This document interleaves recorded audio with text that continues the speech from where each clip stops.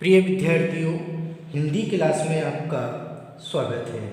आज हम आपकी पाठ्य पुस्तक सारांश का चौथा पाठ अपराजिता, जिसकी लेखिका शिवानी है। आज हम इस पाठ के प्रश्नों का अभ्यास करेंगे। सबसे पहले हम पढ़ेंगे अर्थग्रहण संबंधी प्रश्न। आपकी परीक्षाओं में इस तरीके से प्रश्न पूछे जाते हैं। आपको एक गद्यांश दे रखा होता है और उसके नीचे कुछ प्रश्न दिए हुए होते हैं। इन प्रश्नों का उत्तर पाने के लिए हमें गद्यांश को 2-3 बार अच्छे तरीके से पढ़ना होता है, इसको समझना होता है। इसके बाद ही हम इन प्रश्नों का उत्तर दे पाते हैं। तो इस तरीके से आपको प्रश्न पूछे जाएंगे। निम्नलिखित गद्यांश को पढ़कर पूछे गए प्रश्नों के उत्तर लिखिए या दीजिए।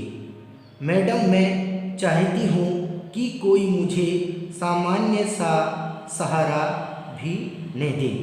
आप तो देखती हैं मेरी माँ को मेरी कार चलानी पड़ती है। मैंने इसी से एक ऐसी कार का नक्शा बनाकर दिया है जिससे मैं अपने पैरों के निर्जीव अस्तित्व को भी सजीव बना दूंगी। यह देखिए, मैंने अपनी प्रयोगशाला में अपना संचालन कैसा सुगम बना लिया है।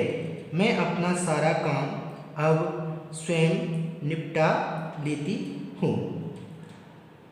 पहला प्रश्न है, उपर्युक्त कथन किसका है? ये जो बात इस गद्यांश में कही है वो किसने कही है? तो उपर्युक्त कथन किसका है? तो आप इसका उत्तर देंगे डॉक्टर चंद्रा का। किसका कथन है? डॉक्टर चंद्रा का।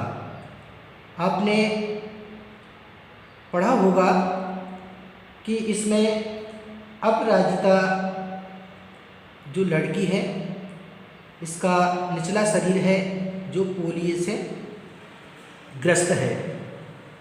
तो इसका नाम डॉक्टर चंद्रा है। उस लड़की का नाम क्या है?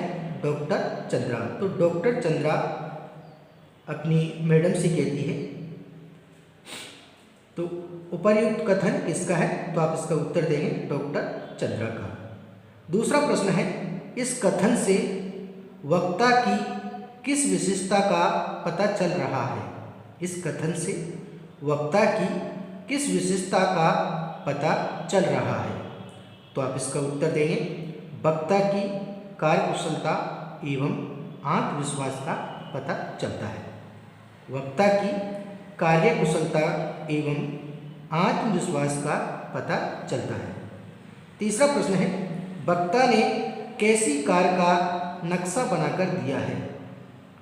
वक्ता ने कैसी कार का नक्शा बनाकर दिया है? तो आप इसका उत्तर देंगे एक ऐसी कार का नक्शा बनाकर दिया है जिससे मैं अपने पैरों के निर्जीव अस्तित्व को भी सजीव बना दूंगी। तो आप इसका उत्तर देंगे वक्ता ने कैसी कार का नक्शा बनाकर दिया है? ये प्रश्न है। आप इसका उत्तर देंगे जिससे डॉक्टर चंद्रा अपने निर्जीव पैरों को भी सजीव पैरों की तरह प्रयुक्त कर सकेगी। चौथा प्रश्न है, इससे उसे क्या लाभ हुआ है? इससे यानी कि जो कार का जो नक्शा बनाया है, इस कार के बनाने से उसे क्या लाभ हुआ है? इससे उसे क्या लाभ हुआ है?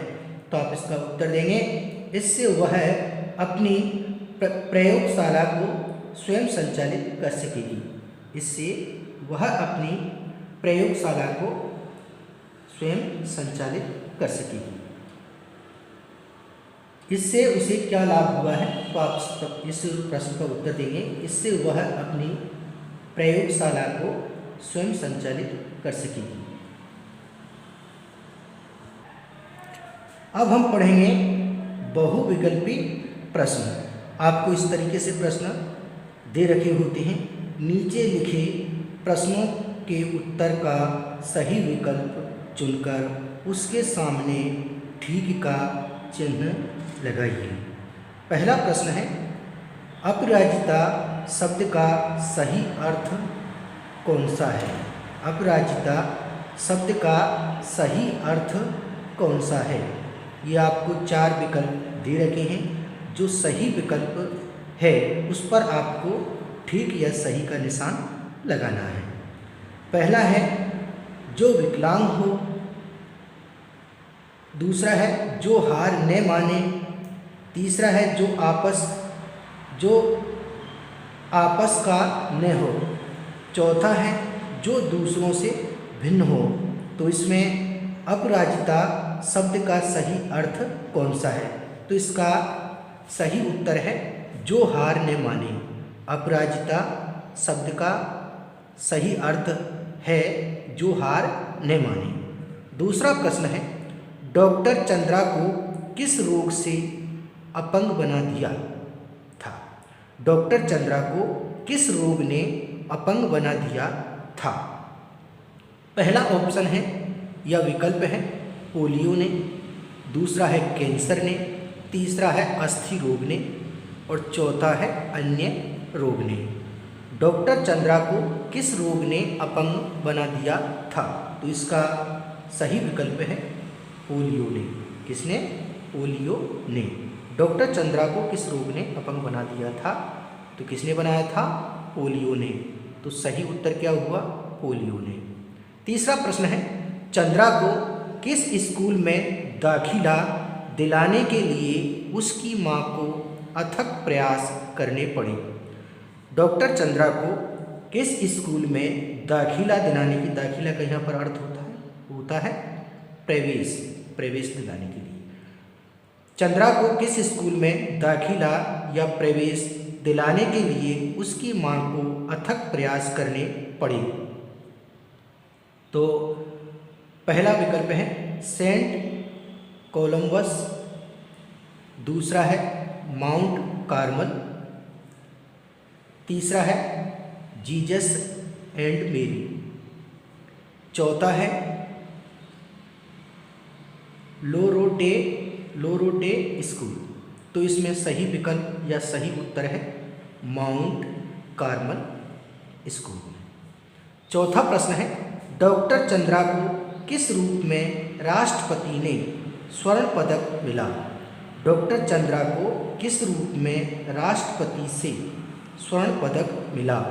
डॉक्टर चंद्रा को किस रूप में राष्ट्रपति से स्वर्ण पदक मिला?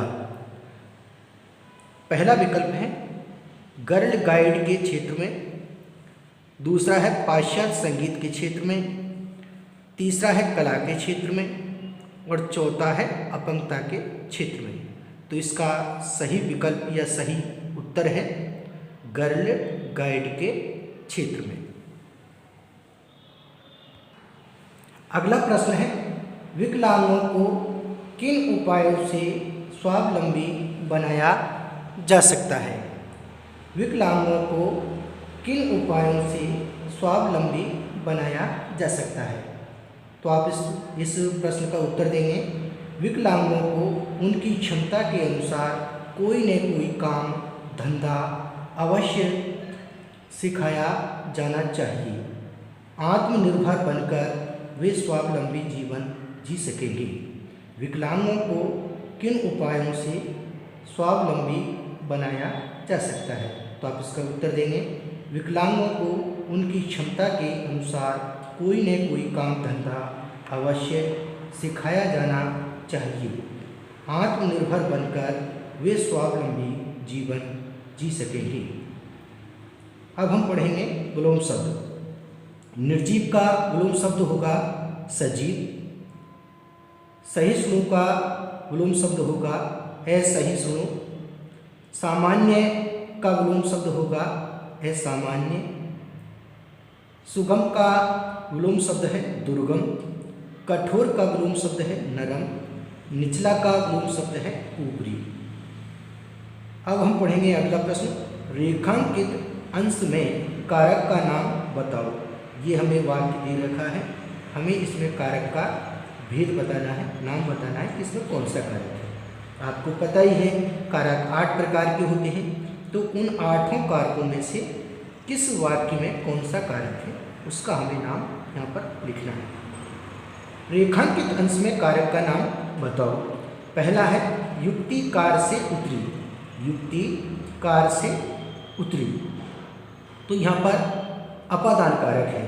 जब एक वस्तु दूसरी वस्तु से अलग होती है तो वहाँ पर अपादान कारक होता है, और अपादान कारक का कारक चिन्ह होता है से। युक्ति कार से उतरी, तो यानी कि युक्ति कार से अलग हुई है, इसलिए यहाँ पर जो कार है वो अपादान कारक है, और से यहाँ पर अपादान कारक का कारक चिन्ह है। तो युक्ति कार से उतरी इस वाक्य में अपादान कारक है। दूसरा है उसे विधाता ने कठोरतम दंड दिया था, उसे विधाता ने कठोरतम दंड दिया था, तो कर्ता कारक है, इसका कारक चिन्ह क्या होता है, ने होता है। तो हमें कर्ता कारक का कारक चिन्ह यहाँ पर ने देखने को मिला, इसलिए हम कह सकते हैं कि इस वाक्य में विधाता ने कर्ता कारक है। इसी तरीके से पैर में मोच आ गई थी, पैर में मोच आ गई थी, तो मोच, पैर में मोच आ गई थी, तो इसमें अधिकरण कारक है। जहाँ पर क्रिया के होने के स्थान का पता चलता है वहाँ पर अधिकरण कारक होता है। तो पैर में मोच आ गई, मोच आने की जो क्रिया है वो कहाँ पर हुई, पैर में। तो अपादान जो अधिकरण कारक है उसके कारक चिन्ह होते हैं में, पर। तो यहाँ पर हमें में देखने को मिला, पैर में मोच आ गई, इसलिए हम कह सकते हैं कि यहाँ पर क्रिया के होने के स्थान का पता चल रहा है, इसलिए यहाँ पर अधिकरण कारक है। पैर में मोच आ गई, इस वाक्य में पैर में ये अधिकरण कारक है। अगला है वह ट्रेन से गिरकर दायां हाथ गंवा बैठा था, वह ट्रेन से गिरकर दायां हाथ गंवा बैठा था। तो इसमें ट्रेन से गिरकर यानी कि ट्रेन से गिरा है तो ट्रेन से अलग हुआ है, तो अलग होने के अर्थ में तो अपादान कारक आता है। तो यहाँ पर ट्रेन से ये अपादान कारक है, इस वाक्य में कौन सा कारक है, अपादान कारक। इसी तरीके से वह बेटी के लिए कार लेकर आई, वह बेटी के लिए कार लेकर आई, तो संप्रदान कारक। जहाँ कर्ता स्वयं के लिए कार्य न करके किसी दूसरे के लिए कार्य करता है वहाँ पर संप्रदान कारक होता है। तो संप्रदान कारक का कारक चिन्ह होता है के लिए।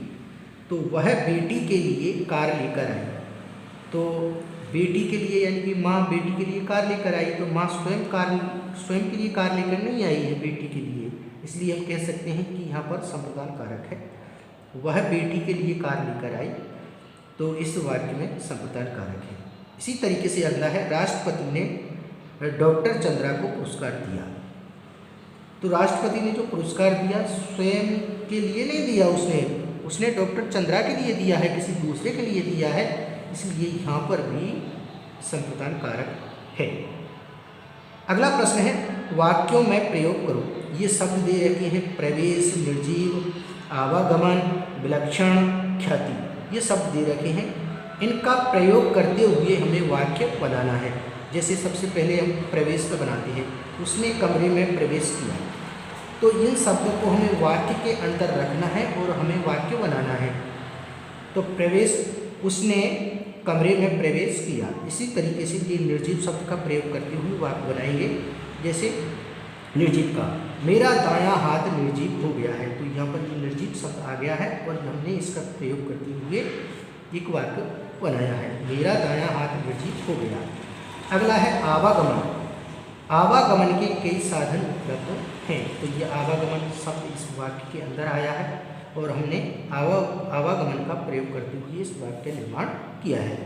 आवागमन के कई साधन उपलब्ध हैं। अगला है विलक्षण, उसमें विलक्षण प्रतिभा है, तो ये विलक्षण शब्द इसमें आया और इस तरीके से हमने विलक्षण का प्रयोग करते हुए इस वाक्य का निर्माण किया है। इसी तरीके से अगला है ख्याति। डॉक्टर चंद्रा की ख्याति दूर दूर तक फैली है, तो ख्याति यहाँ पर शब्द का प्रयोग हुआ है डॉक्टर चंद्रा की ख्याति दूर दूर तक फैली है। इस तरीके से आपको वाक्य बनाने के लिए भी प्रश्न पूछे जाते हैं। इस तरीके से आज हमने इस पाठ के प्रश्नों का विस्तारपूर्वक विधिवत रूप से अध्ययन कर लिया है। आप इन्हें याद करें और इन सभी प्रश्नों को उत्तर सहित अपनी उत्तर पुस्तिका में लिपिबद्ध करें, ताकि आपकी परीक्षाओं में इनसे संबंधित प्रश्न पूछे जाते हैं तो आप बड़ी सरलता और सुगमता के साथ उनका उत्तर दे सकते हैं। आज के लिए इतना ही, शेष कल पढ़ेंगे। Thank you.